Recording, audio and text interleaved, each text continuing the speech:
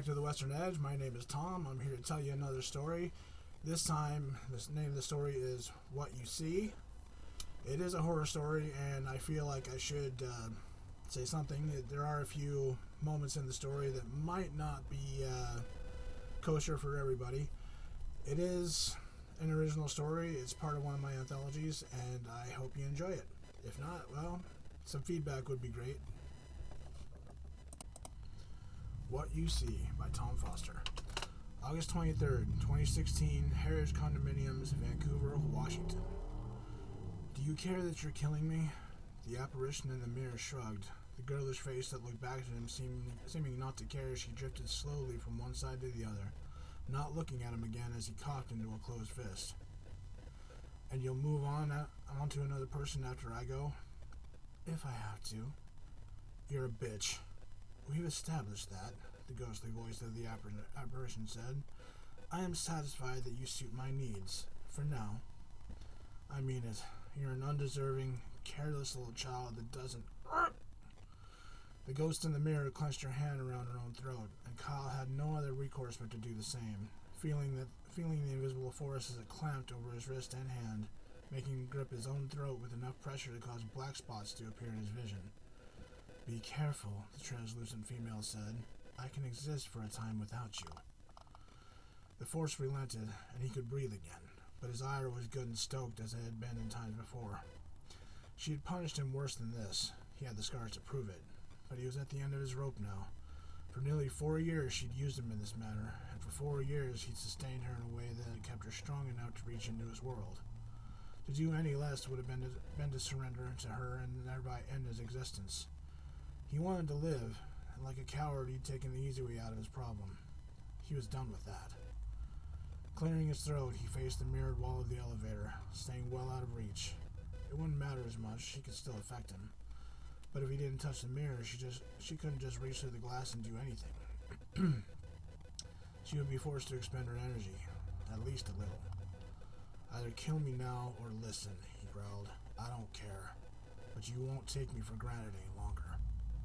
She glared at him, raising one hand, palm facing him before she slapped herself, striking her own face as hard as she could. He expected to feel a pain any second as his own arm rose and his hand reached to slap his face. Instead of feeling the hard sting of flesh upon his cheek, though, he felt his head move of his own volition. The ghost in the mirror looked back at him, mouth agape as she tried again, hooking 2 fingers in the corner of her mouth as she tried to rip his mouth wide open. He resisted, closing his mouth even as he felt his fingers probe at the corner. He felt his own fingers probe at the corner of his lips. Kyle yanked his head away, almost laughing as she tried again and again to harm him, only to find that she could not affect him any longer. Are you ready to listen? He felt her attempt to take control once again, but he resisted it easily this time, shrugging her off as simply as he would a toddler. She glared at him, but said nothing. Don't pout, he chided, still wary of her rage. I don't mean to leave. Become as much a part of my life as I have yours. Her look changed to one of mild confusion, but the anger was still there. What is it you want? He worked his jaw around slyly, looking at her squarely as he thought of what he wanted to say. After so long, there was so much he wanted, so much he'd missed out on, and a great deal that he'd sacrificed out of fear. He wanted a life back, but he didn't want to lose her. I want more autonomy in our relationship, he said, drawing the last word out slightly as he kept his distance. I've grown used to you these past few years, but I don't want to be afraid anymore. I want this to be a real partnership. I'll do what you want, but you let me live. You're alive now, the ghostly woman mouthed, her voice echoing in his mind as she approached the surface of the mirror. Her eyes were haunted pits of darkness within her head, though he knew that the burning white orb she saw so often could reappear without warning.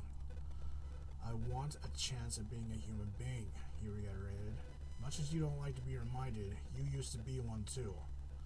I don't want to stop, but I don't want you to think that you can kill me or suck me dry if I piss you off.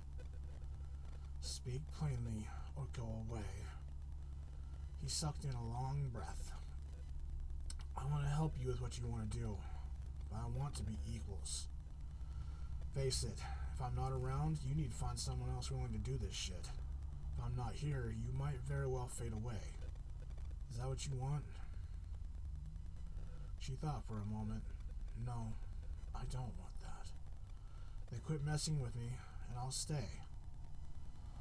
It will take some effort, she said slowly. He nodded. I know it will. And I'm willing to take that step if you are. And this new target? I'm still down for it, he said, looking to the buttons, dark and still bright. Dark and well-defined despite the building being a decade old. Over a decade old. The Heritage condominiums had been erected as a means to both complement the park that sat just across the road and to provide new and overpriced housing to the wealthier residents of this town. Each space within the buildings were priced so high that it might have seemed more sensible to purchase an actual house, though you knew it was trendy for the rich to purchase these things that they didn't need, but could easily afford. This entire place was a testament to the money that could be wasted by those who had sufficient funds to burn. It was also home to the next person on the long, extensive hit list that his ghostly partner had instructed him to create. She was a ghost with an axe to grind, and a memory longer than most. She was also a vengeful spirit, hell-bent on getting the justice she felt she was entitled to. That alone made her dangerous, but the fact that she could use that anger to affect the real world made this situation absolutely surreal. They aren't in any position to be taken out just yet, she told him, and it's a bit complicated. How so? He kept his voice low as he continued to speak, since being caught speaking to an apparition would likely disappear the moment someone else came around wouldn't be a good idea. Kyle wasn't even supposed to be here since his involvement with this place had started and ended with his part in the painting of the interior of each condo and various other projects that he and his fellow painters had been given. Yeah, that's a mouthful. The trick of getting in wasn't really that difficult, since the ghostly woman had started affecting him before the first mirror had ever been set in place. She'd found him through his connection to the construction company that had been responsible for this project, and those who were responsible for her disappearance, apparently.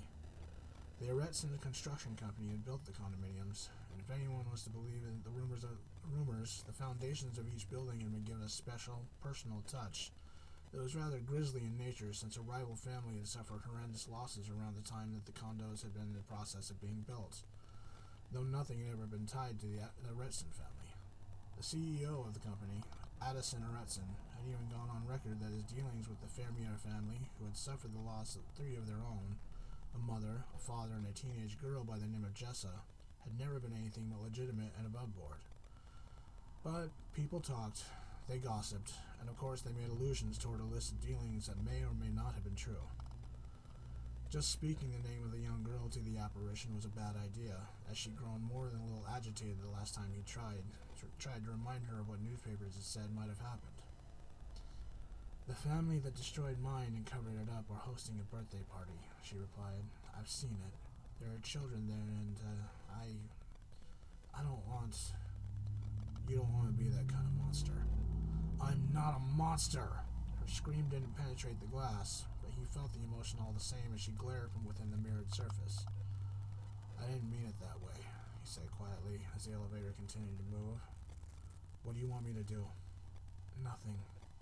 And then why did you want me here today?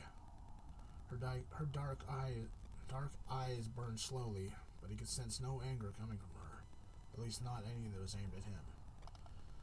There is another one of their family that lives in this place, at the top floor, a stupid little bitch I went to school with. She was given a condo upon her graduation.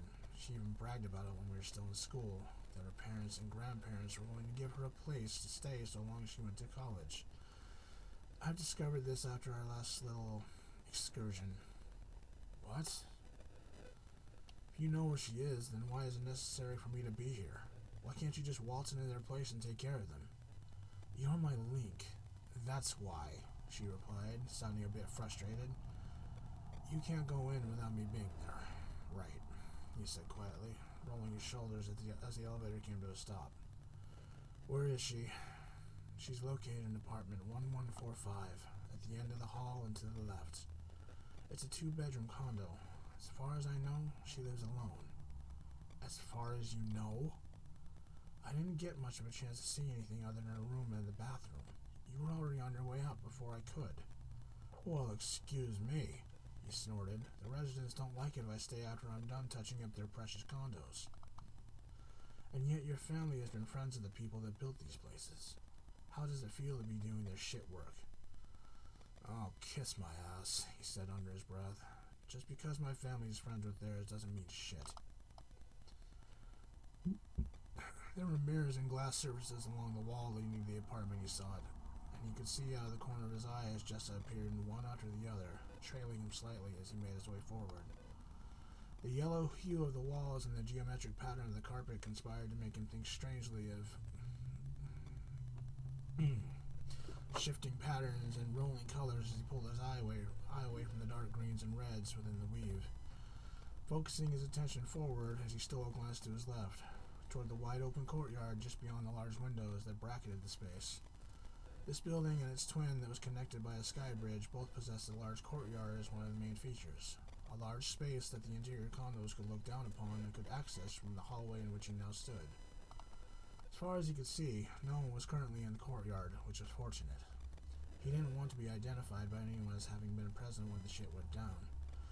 There was no telling what Jessa wanted to do, but Kyle was betting that it wouldn't be pretty. His part in it was to get the spirit into the building, which apparently there were rules for that he knew little to nothing about.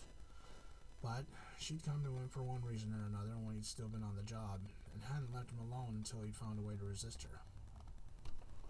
He'd known the Aretsons for a long time, as his parents had been friends with them for going on 4 decades now. Kyle had grown up around their kids, but had never been made to feel like he belonged with them since the Aretsons came from old money, and were quick to let everyone know it. They kept his family around and acted friendly with them, but often used them for labor-intensive jobs such as the heritage buildings he'd worked on from start to finish. They paid well, thankfully, but they still made it clear that his family were in their employ, and as friendly as that sounded, that point was never forgotten. As he came to the end of the hall, Kyle turned to his left, taking in the bright lavender and dark brown walls that bracketed the doorway as he stepped up to the heavy wooden surface. Hold on for a moment, Jessa imparted. I'll check and see if she's alone. He didn't reply, save to nod, coming close enough to the door that he couldn't be seen through the peephole as he crouched down. Glancing back the way he'd come, Kyle could see no one coming and no one in sight, thankfully, and a scan of the adjacent hallway leading away from the corner condo revealed the same. It took only a few seconds, but as the icy touch of Jessa's consciousness alighted upon his thoughts once again, Kyle couldn't help thinking that he was going to get caught, that there was no way that a dozen different security cameras hadn't recorded him coming into the building. As Jessa spoke within his thoughts, he felt certain that she would ditch him or do something to him if there was even a chance that they'd be caught, that he would be caught. She's alone, and doing something you might be kind of interested in. The lewd tone of her voice inside his head almost sickened Kyle. He wasn't about to take the bait and ask what Madison Aretson, a young woman that he'd found attractive for the last several years, was doing. Of course, that didn't stop his imagination from starting to run wild. You want to know? Admit it. Maybe, he whispered, but now really isn't the time. She might not answer the door, Jessa said, still with that hint of lewdness in her voice. She is naked, after all, and doing something very naughty. You're right, he replied. We should come back later. No! Calm your tits, he said with a grin. You wanted to needle me, I did it right back. There was a moment of silence followed by, You're an asshole, and you're a bitch. Fair is fair. Are you ready? Fine, but she might not answer right away. Well, we'll deal with it. Or I will, I mean. Just be ready. What are you going to do? Do you care? There was another pause. No. Then you worry about your end. I'll take care of mine. With that being said, Kyle stood up and rapped firmly on the door. There was a doorbell he could have pushed, but he was a firm believer that a good knock on the door was usually better than a doorbell that someone might not hear. It also got the point across that there was someone at the door in a much more effective way as far as he was concerned. He had only a moment to worry over whether Madison was the type of person to peer through the people to ask who was there, or if she would have a chain on the door when and if she opened it. Footsteps sounded from the other side of the door, faint and possibly barefoot, and as he waited outside, Kyle could hear the door being unlocked shortly before it was pulled open, just enough to reveal Madison in a long, crimson bathrobe that fell all the way to her ankles. She was and always had been a rather beautiful young woman with a look that could have won her several auditions had she decided to pursue a career as a model or an actress. He'd heard from his father, who'd heard it from Madison's mother and father, that she was quite the party girl and didn't do much more than work as a part-time secretary in the family business, meaning that this place was probably being paid for by the family. Growing up, she'd always been rather snide to Kyle, even if he hadn't done anything to deserve it. Madison was the type that knew she was privileged and used it to her advantage as much as she possibly could. That was why the look she gave him as she saw him, one of confusion, was in the process of becoming guarded and even annoyed. It also made it easy for Kyle to lash out, as his left foot slammed hard into Madison's stomach, forcing her to rebound against the short wall to her right that extended along the side of the door before falling away. Before she fell, Kyle could see that she was in fact naked under the robe as it fell open, revealing the tanned and toned body beneath, complete with a faint imprint of a sneaker on her abdomen. He pushed the door open quickly and slid inside, closing it just as quick but not slamming it as he engaged the lock once again. Madison was still on the ground, trying to breathe as he looked towards the large windows across the apartment that looked out upon a small section of downtown Vancouver. Considering where her apartment was located, no one could have possibly seen inside from the ground or even from the nearest apartment building that was normally visible from this angle. The windows were covered with thick blackout curtains that were colored a dark blue, leaving the only illumination in the room the lamps that were currently shedding their faded yellow light across the space. What the fuck? You? Madison huffed, trying to get her breath back. You're fucking dead, gutter trash bitch. My father. Your father won't know shit, Kyle replied. As far as he knows, we're on good enough terms that this wouldn't happen. But it's not my idea to let it go down this way. If it was, you'd be dead already and I'd be on my way out the door. She wants you to suffer. Madison continued to breathe heavily, but as Kyle pulled out the item he brought with him, her eyes widened as he flicked the blade open, all 4 inches of its black blade appearing to smile at her as she started to blubber. Get up. No, please don't. I'll do anything you want me? Huh? That's it, right? You want to take me. Just do what you ever want, but please don't kill me. She was nearly crying as she tried to back away, still gasping for breath as she tried to gain distance from him. Not even worried about her robe as it continued to shift with her, revealing everything eventually. Get up and pull your robe together, Kyle said quietly, his voice devoid of menace.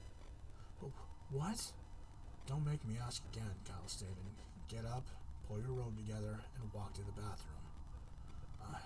I don't have any money here. I don't want money, and I don't want you. At least not like that. Then what do you want?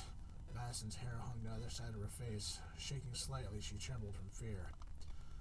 I want you to see, Kyle said. Now please, into the bathroom. Please? Are you fucking kidding me? Kyle pointed with the curved knife in his hand, allowing Madison to see the metal ring at the bottom, which was perfectly fashioned for rapping against someone's skull. If she got the point, it was unknown, but she at least started to move in the direction of the main bathroom, doing her best to keep an eye on Kyle as he followed after.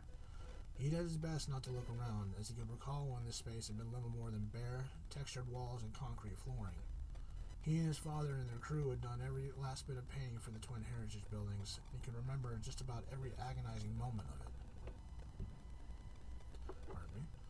But for now, his eyes were focused on Madison as she continued to walk forward, looking back at him with every step. He already had a good idea of what she meant to do as she sped up slightly, and he was behind her before she could even begin to close the door. Letting out a thin shriek, she tried to claw at him with her left hand, only to scream in pain as he raked the tip of his blade across her palm, more to dissuade her from continuing her attack than to really incapacitate her. He shut the door behind him as she was doubling over to cup her wounded hand close to her body, which is a pretty natural reaction for most people. Madison wasn't a fighter as far as he knew, and that weak clawing maneuver kind of proved it. As she held her hand close, he reached out with his left hand and gripped the back of her head, grabbing a handful of hair as he yanked back as hard as he could. Now, turn around, look at the mirror, and tell me what you see. I'm gonna fucking kill you, she yelled at him, trying to twist out of his grip. Kyle was ready for this too, though, and gripped her hair even tighter, ruining her attempt to twist out of his grasp as he took advantage of her sudden loss of balance, using his leverage to bend her forward and without any fanfare, slamming her nose into the white marble top of her bathroom counter. He noted the twin sinks, which was stupid for one person in his opinion, but would have been perfect for a family. It didn't matter at the moment, since Madison was breathing her last breaths as far as he was concerned, and he couldn't care less. Now, he said again, look into the mirror and tell me what you see. I see, she stammered. I see a prick with a little baby dick that can't get it up. You go stick your little bean in a knothole, you fuck, she spat at the mirror. My father's gonna fucking kill you. I doubt it, Kyle replied. You got her? Oh yeah, replied Jessa within his mind. He could see in the mirror as Madison frowned at him.